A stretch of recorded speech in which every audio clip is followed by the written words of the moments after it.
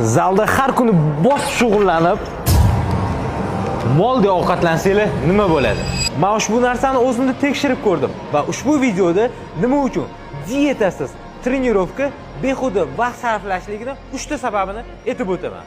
Fidapdan yeyilgan bitta burgeri kaloriyasini yoqishingiz uchun Begavoyda 1 soat Begavoyda kardio qilishingiz kerak. Burger yeyishingiz 5 daqiqa vaqt oladi. Tanlov o'zingizda 5 minutlik rohatmi yoki 1 soatlik ezilishmi? Trenirovkadan keyin organizm ovqat talab qiladi.